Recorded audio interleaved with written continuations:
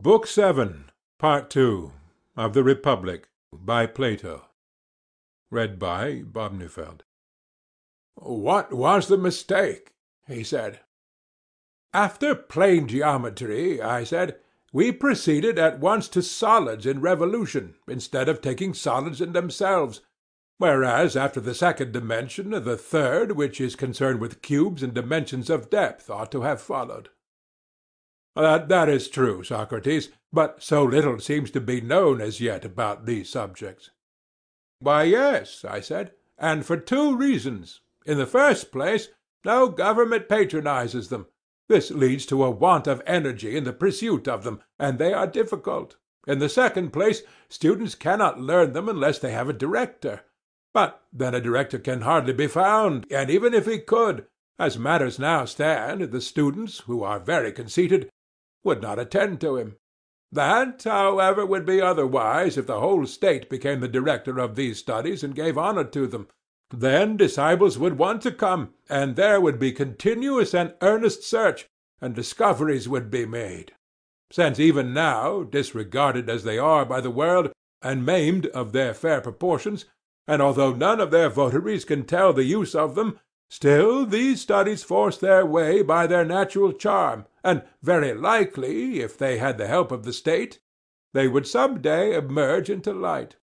Yes, he said, there is a remarkable charm in them, but I do not clearly understand the change in the order. First you began with a geometry of plane surfaces? Yes, I said. And you placed astronomy next, and then you made a step backward. Yes, and I have delayed you by my hurry. The ludicrous state of solid geometry, which, in natural order, should have followed, made me pass over this branch and go on to astronomy, or motion of solids. True. Then, assuming that the science now omitted would come into existence if encouraged by the state, let us go on to astronomy, which will be fourth. The right order, he replied. And now, Socrates, as you rebuked the vulgar manner in which I praised astronomy before, my praise shall be given in your own spirit. For every one, as I think, must see that astronomy compels the soul to look upwards, and leads us from this world to another. Every one but myself, I said. To every one else this may be clear, but not to me. And what then would you say? I should rather say that those who elevate astronomy into philosophy appear to me to make us look downwards and not upwards. What do you mean? He asked. You, I replied, have in your mind a truly sublime conception of our knowledge of the things above, and I dare say that if a person were to throw his head back and study the fretted ceiling, you would still think that his mind was the percipient, and not his eyes.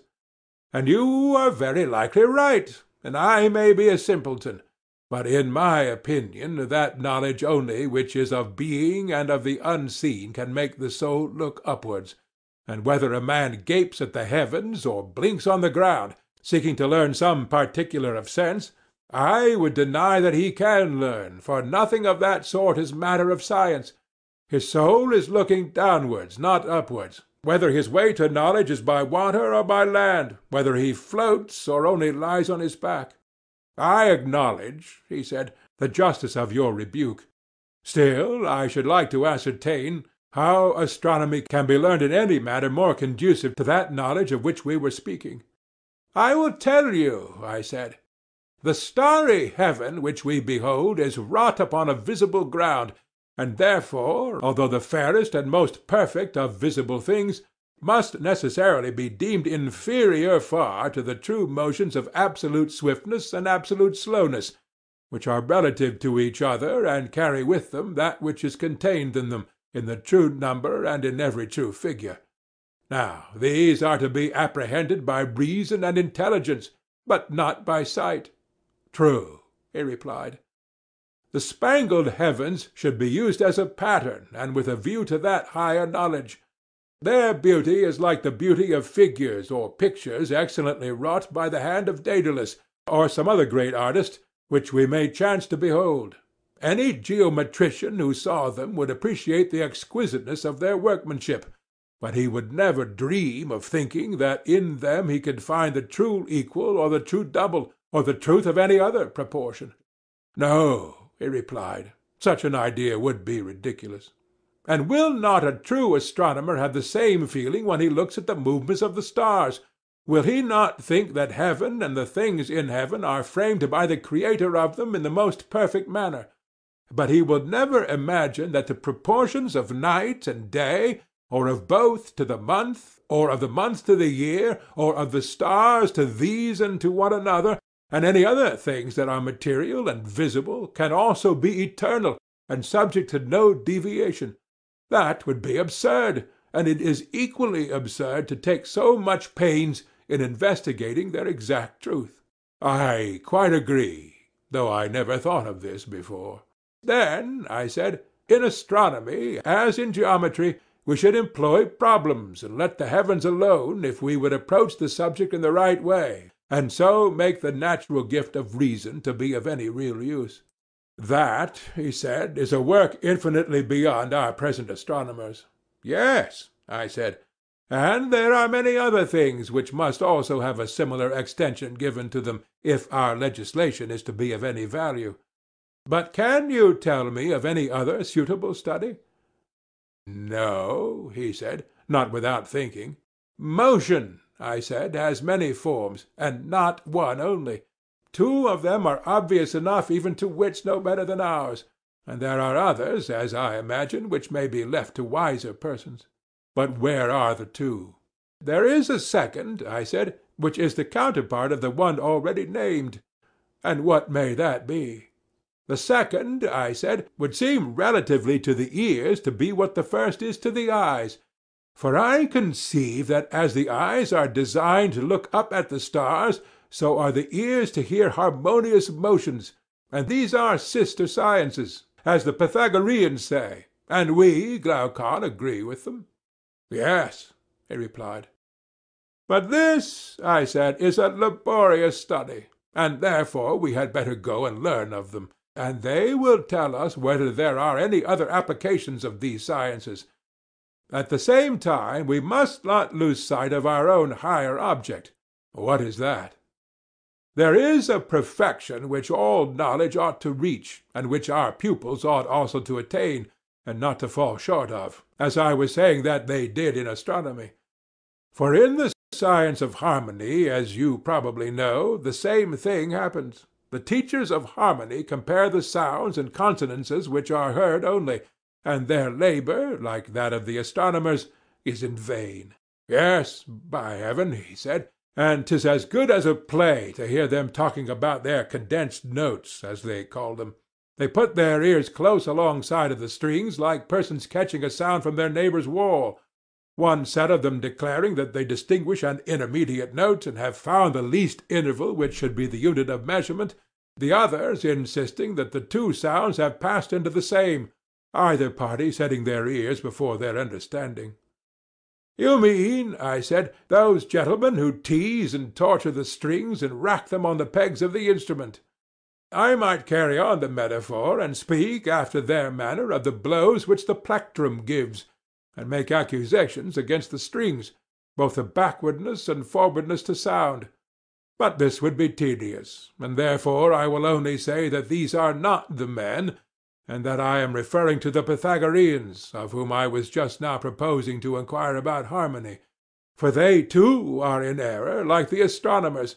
They investigate the numbers of the harmonies which are heard, but they never attain to problems. That is to say, they never reach the natural harmonies of number, or reflect why some numbers are harmonious and others not. That, he said, is a thing of more than mortal knowledge. A thing, I replied, which I would rather call useful. That is, if sought after with a view to the beautiful and good, but if pursued in any other spirit, useless. Very true, he said. Now, when all these studies reach the point of intercommunion and connection with one another, and come to be considered in their mutual affinities, then, I think, but not till then, will the pursuit of them have a value for our objects. Otherwise there is no profit in them. I suspect so. But you are speaking, Socrates, of a vast work. What do you mean, I said, the prelude, or what? Do you not know that all this is but the prelude to the actual strain which we have to learn? For you surely would not regard the skilled mathematician as a dialectician. Oh, surely not, he said. I have hardly ever known a mathematician who was capable of reasoning. But do you imagine that men who are unable to give and take a reason will have the knowledge which we require of them? Neither can this be supposed. And so, Glaucon, I said, we have at last arrived at the hymn of dialectic. This is that strain which is of the intellect only, but which the faculty of sight will nevertheless be found to imitate. For sight, as you may remember, was imagined by us after a while to behold the real animals and stars, and last of all the sun himself. And so with dialectic. When a person starts on the discovery of the absolute by the light of reason only, and without any assistance of sense, and perseveres until by pure intelligence he arrives at the perception of the absolute good, he at last finds himself at the end of the intellectual world, as in the case of sight at the end of the visible. Exactly. Then this is the progress which you call dialectic? True. But the release of the prisoners from chains, and their translation from the shadows to the images and to the light, and the ascent from the underground den to the sun, while in his presence they are vainly trying to look on animals and plants and the light of the sun, but are able to perceive even with their weak eyes the images in the water, which are divine, and are the shadows of true existence, not shadows of images cast by the light of fire, which, compared with the sun, is only an image. This power of elevating the highest principle in the soul to the contemplation of that which is best in existence, with which we may compare the raising of that faculty which is the very light of the body to the sight of that which is brightest in the material and visible world, this power is given, as I was saying, by all that study and pursuit of the arts which has been described. I agree in what you are saying, he replied, which may be hard to believe, yet from another point of view is harder still to deny. This, however, is not a theme to be treated of in passing only, but will have to be discussed again and again.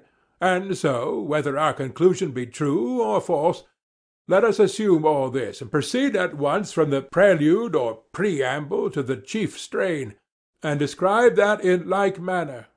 Say, then, what is the nature and what are the divisions of dialectic, and what are the paths which lead thither? For these paths will also lead to our final rest. Dear Glaucon, I said, you will not be able to follow me here, though I would do my best, and you should behold not an image only, but the absolute truth, according to my notion. Whether what I told you would or would not have been a reality, I cannot venture to say. But you would have seen something like reality, of that I am confident. Doubtless, he replied. But I must also remind you that the power of dialectic alone can reveal this, and only to one who is a disciple of the previous sciences. Of that assertion you may be as confident as of the last. And assuredly no one will argue that there is any other method of comprehending by any regular process all true existence, or of ascertaining what each thing is in its own nature. For the arts in general are concerned with the desires or opinions of men, or are cultivated with a view to production and construction, or for the preservation of such productions and constructions. And as to the mathematical sciences, which, as we were saying, have some apprehension of true being, geometry and the like, they only dream about being, but never can they behold the waking reality so long as they leave the hypotheses which they use unexamined, and are unable to give an account of them. For when a man knows not his own first principle, and when the conclusion and immediate steps are also constructed out of he knows not what, how can he imagine that such a fabric of convention can ever become science? Impossible, he said. Then dialectic, and dialectic alone, goes directly to the first principle, and is the only science which does away with hypotheses in order to make her ground secure. The eye of the soul, which is literally buried in an outlandish slough, is by her gentle aid lifted upwards, and she uses as handmaids and helpers in the work of conversion the sciences which we have been discussing. Custom terms them sciences, but they ought to have some other name, implying greater clearness than opinion, and less clearness than science. And this, in our previous sketch, was called understanding. But why should we dispute about names, when we have realities of such importance to consider? Why, indeed, he said, when any name will do which expresses the thought of the mind with clearness. At any rate, we are satisfied, as before, to have 4 divisions, 2 for intellect and 2 for opinion, and to call the first division science, the second understanding, the third belief, and the fourth perception of shadows, opinion being concerned with becoming, and intellect with being. And so, to make a proportion, as being is to becoming, so is pure intellect to opinion, and as intellect is to opinion, so is science to belief, and understanding to the perception of shadows. But let us defer the further correlation and subdivision of the subjects of opinion and of intellect, for it will be a long inquiry, many times longer than this has been. As far as I understand, he said, I agree. And do you also agree, I said, in describing the dialectician as one who attains a conception of the essence of each thing, and he who does not possess, and is therefore unable to impart this conception, in whatever degree he fails, may in that degree also be said to fail in intelligence? Will you admit so much? Yes, he said. How can I deny it? And would you say the same of the conception of the good? Until the person is able to abstract and define rationally the idea of good, and unless he can run the gauntlet of all objections and is ready to disprove them, not by appeals to opinion but to absolute truth, never faltering at any step of the argument, unless he can do all this, you would say that he knows neither the idea of good nor any other good. He apprehends only a shadow, if anything at all, which is given by opinion and not by science. Dreaming and slumbering in this life, before he is well awake here, he arrives at the world below, and has his final quietus. In all that I should most certainly agree with you. And surely you would not have the children of your ideal state, whom you are nurturing and educating, if the ideal ever becomes a reality, you would not allow the future rulers to be like posts, having no reason in them, and yet to be set in authority over the highest matters? Certainly not. Then you will make a law that they shall have such an education as will enable them to attain the greatest skill in asking and answering questions? Yes, he said, you and I together will make it. Dialectic, then, as you will agree, is the coping stone of the sciences, and is set over them. No other science can be placed higher. The nature of knowledge can no further go. I agree, he said. But to whom we are to assign these studies, and in what way they are to be assigned, are questions which remain to be considered. Yes, clearly. You remember, I said, how the rulers were chosen before. Certainly, he said. The same natures must still be chosen, and the preference again given to the surest and the bravest, and, if possible, to the fairest. And, having noble and generous tempers, they should also have the natural gifts which will facilitate their education. And what are these? Such gifts as keenness and ready powers of acquisition, for the mind more often faints from the severity of study than from the severity of gymnastics. The toil is more entirely the mind's own, and is not shared with the body.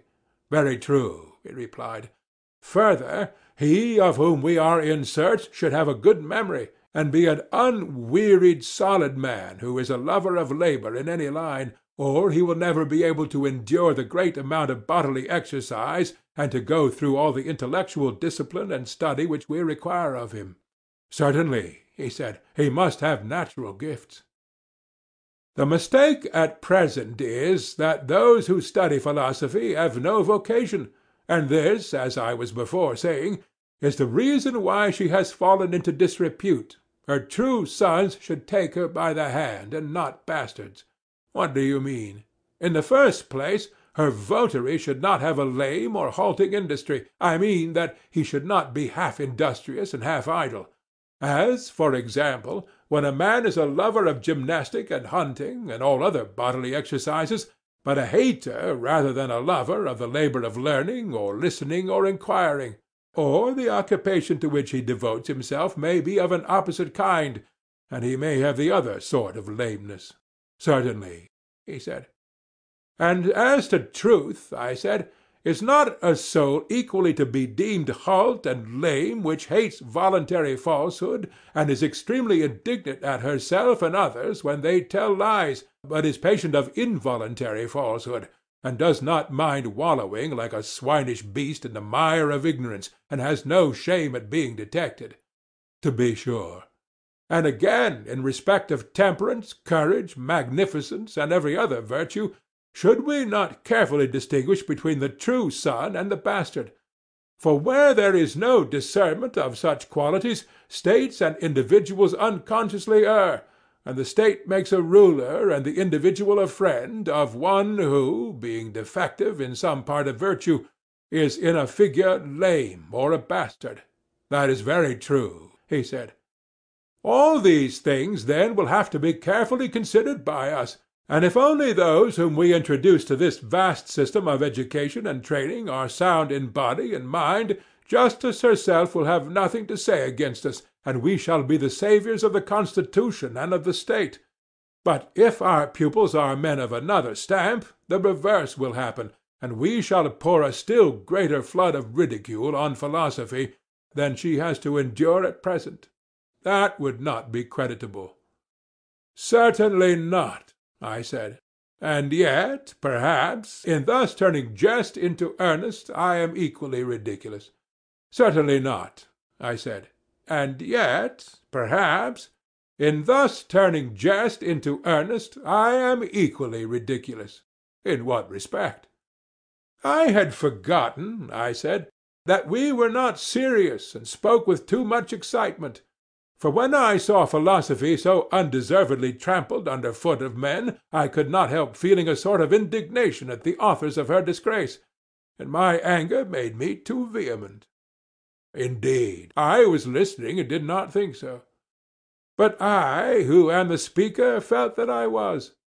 And now let me remind you that, although in our former selection we chose old men, we must not do so in this. Solon was under a delusion when he said that a man when he grows old may learn many things, for he can no more learn much than he can run much. Youth is the time for any extraordinary toil. Of course. And, therefore, calculation and geometry and all the other elements of instruction, which are a preparation for dialectic, should be presented to the mind in childhood, not, however, under any notion of forcing our system of education. Why not?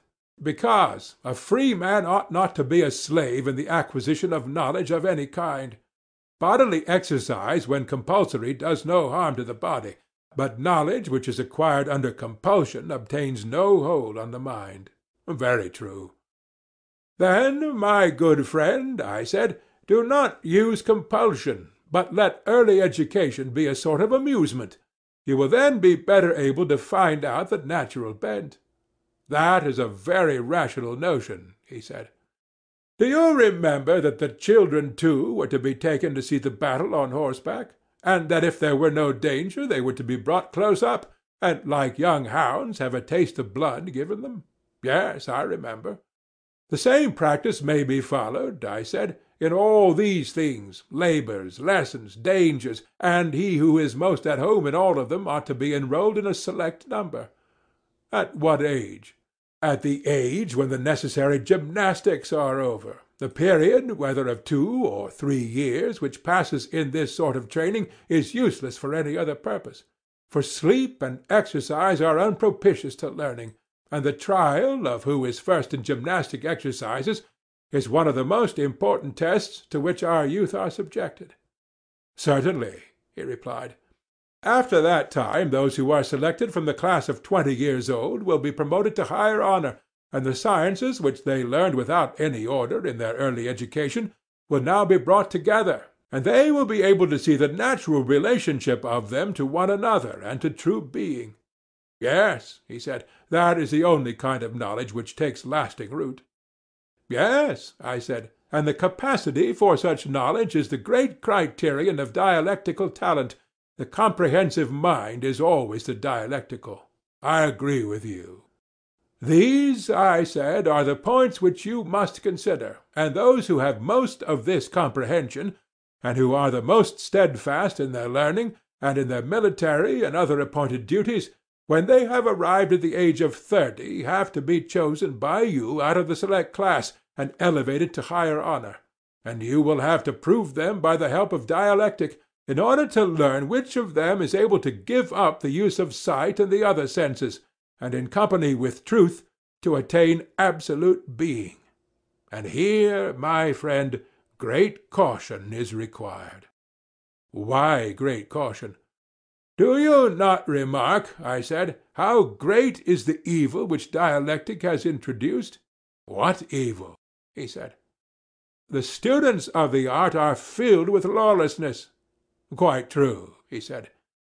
Do you think that there is anything so very unnatural or inexcusable in their case? Or will you make allowance for them? In what way make allowance? I want you, I said, by way of parallel, to imagine a supposititious son who is brought up in great wealth. He is one of a great and numerous family, and has many flatterers. When he grows up to manhood, he learns that his alleged are not his real parents, but who are the real he is unable to discover. Can you guess how he will be likely to behave towards his flatterers and his supposed parents, first of all during the period when he is ignorant of the false relation, and then again when he knows? Or shall I guess for you? If you please. Then I should say that while he is ignorant of the truth, he will be likely to honor his father and his mother and his supposed relations more than the flatterers. He will be less inclined to neglect them when in need, or to do or say anything against them, and he will be less willing to disobey them in any important matter. He will. But when he has made the discovery, I should imagine that he would diminish his honor and regard for them, and would become more devoted to the flatterers. Their influence over him would greatly increase. He would now live after their ways, and openly associate with them, and, unless he were of an unusually good disposition, he would trouble himself no more about his supposed parents or other relations. Well, all that is very probable, but how is the image applicable to the disciples of philosophy? In this way. You know that there are certain principles about justice and honor which are taught us in childhood, and under their parental authority we have been brought up, obeying and honoring them. That is true. There are also opposite maxims and habits of pleasure which flatter and attract the soul, but do not influence those of us who have any sense of right, and they continue to honor and obey the maxims of their fathers. True. Now, when a man is in this state, and the questioning spirit asks what is fair or honorable, and he answers as the legislator has taught him, and then arguments many and diverse refute his words, until he is driven into believing that nothing is honorable any more than dishonorable, or just and good any more than the reverse, and so all of the notions which he most valued, do you think that he will still honor and obey them as before? Impossible.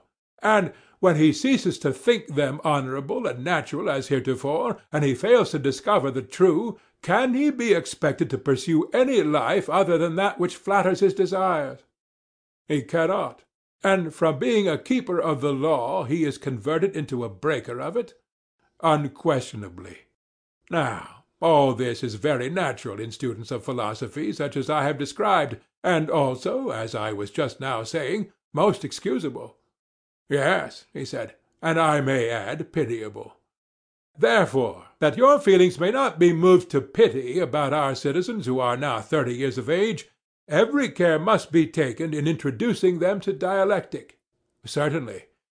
There is a danger lest they should taste the dear delight too early. For youngsters, as you may have observed, when they first get the taste in their mouths, argue for amusement, and are always contradicting and refuting others in imitation of those who refute them. Like puppy dogs, they rejoice in pulling and tearing at all who come near them. Yes, he said, there is nothing which they like better.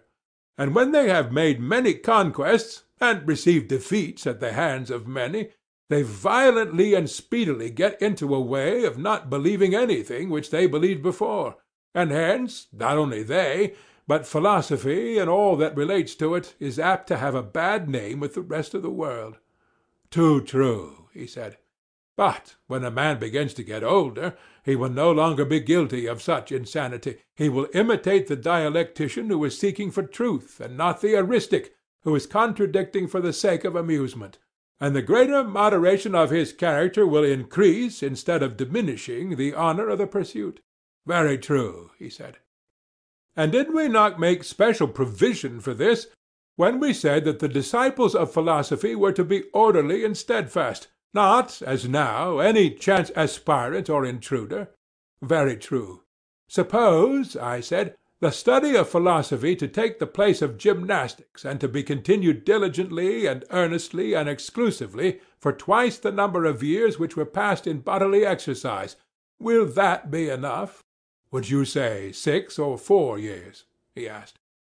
Say 5 years, I replied.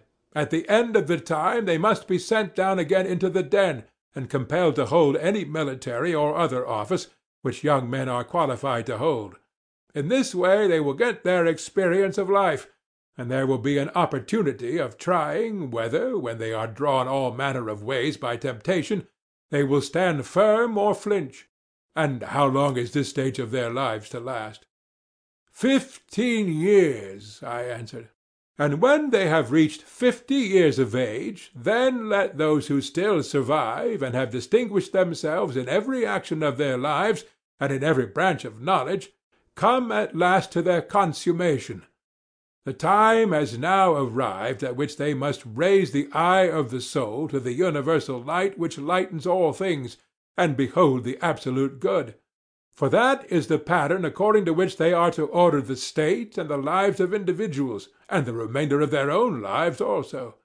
Making philosophy their chief pursuit, but, when their turn comes, toiling also at politics and ruling for the public good, not as though they were performing some heroic action, but simply as a matter of duty. And when they have brought up in each generation others like themselves, and left them in their place to be governors of the state, then they will depart to the islands of the blessed and dwell there. And the city will give them public memorials and sacrifices, and honor them, if the Pythian oracle consent, as demigods, but, if not, as in any case blessed and divine. You are a sculptor, Socrates, and have made statues of our governors faultless in beauty. Yes, I said, Glaucon, and of our governesses too. For you must not suppose that what I have been saying applies to men only, and not to women as far as their natures can go. There you are right, he said, since we have made them to share in all things like the men. Well, I said, and you would agree, would you not, that what has been said about the state and the government is not a mere dream, and although difficult, not impossible, but only possible in the way which has been supposed. That is to say, when the true philosopher-kings are born in a state, one or more of them, despising the honors of this present world which they deem mean and worthless, esteeming above all things right and the honor that springs from right, and regarding justice as the greatest and most necessary of all things, whose ministers they are, and whose principles will be exalted by them when they set in order their own city, how will they proceed? They will begin by sending out into the country all the inhabitants of the city who are more than 10 years old, and will take possession of their children, who will be unaffected by the habits of their parents. These they will train in their own habits and laws, I mean in the laws which we have given them. And in this way the state and constitution of which we were speaking will soonest and most easily attain happiness, and the nation which has such a constitution will gain most. Yes, that will be the best way. And I think, Socrates, that you have very well described how, if ever, such a constitution might come into being. Enough, then, of the perfect state, and of the man who bears its image. There is no difficulty in seeing how we shall describe him. There is no difficulty, he replied, and I agree with you in thinking that nothing more need be said. End of Book 7.